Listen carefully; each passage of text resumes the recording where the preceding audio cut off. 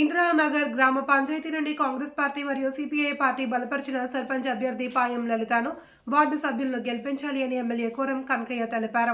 ZP chairman ఎమ్మెల్యేగా ఇందిరానగర్ ప్రాంతానికి అనేక సంక్షేమ పథకాలను అమలు చేయడం జరిగింది అని, పాయం లలిత పాలకవర్గాన్ని గెలిపించడం ద్వారా మరింత అభివృద్ధి చేసుకుందామని ఎమ్మెల్యే తెలిపారు.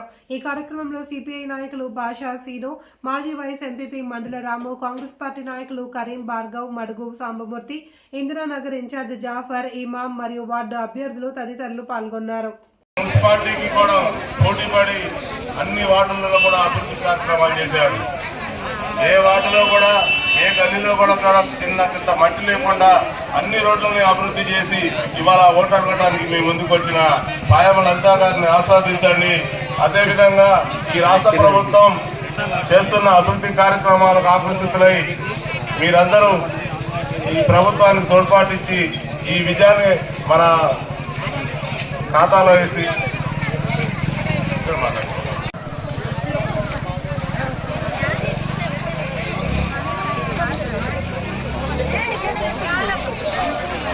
वालेकुम सलाम।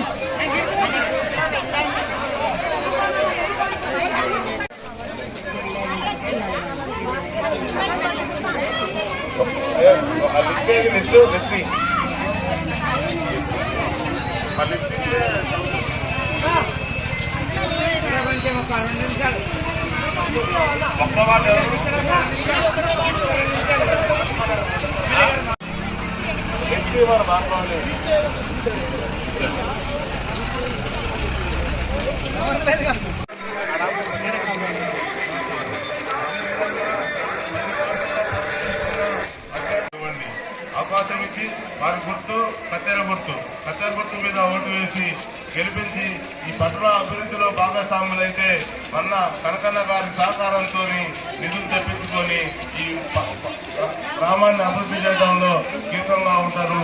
ఇక్కడ మండల రాము గారు, భార్గవు వాళ్ళ యొక్క పోతున్నాం. 6వ వార్డు అభ్యర్థి పసుపులేటి శ్రావణ్ గౌన్ గుర్తు, అదేవిధంగా సర్పంచ్ అభ్యర్థి గుర్తు కత్తెర గుర్తు మీద మీ అమూల్యమైన ఓటు వేసి గెలిపించాల్సిందిగా ప్రార్థిస్తున్నాం.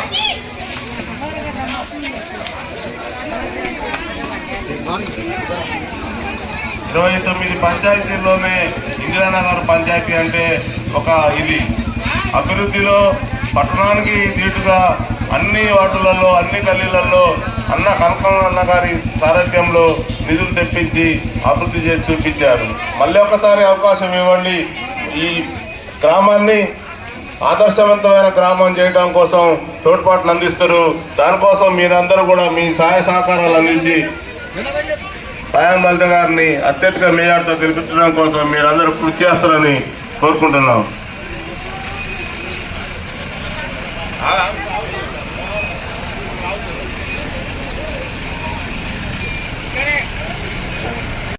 సోనియా గాంధీ గారి నాయకత్వం, రేవంత్ రెడ్డి గారి నాయకత్వం, లలిత గారి కత్తెర గుర్తుకే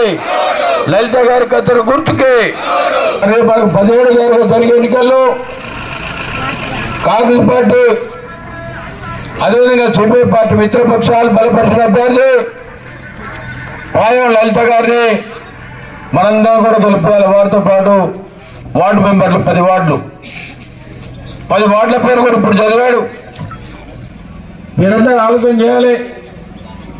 కాంగ్రెస్ పార్టీ ఉన్నా లేకపోయినా గతంలో మీ ప్రాంతానికి మొత్తాన్ని కూడా ఎమ్మెల్యేగా పనిచేశా, జిల్లా పరిషత్ చైర్మన్గా పనిచేశా, రోడ్లు ఇచ్చా, డ్రైన్లు ఇచ్చా, నేను తప్ప ఎవరైనా మీకు ఒకసారి ఆలోచన చేయండి.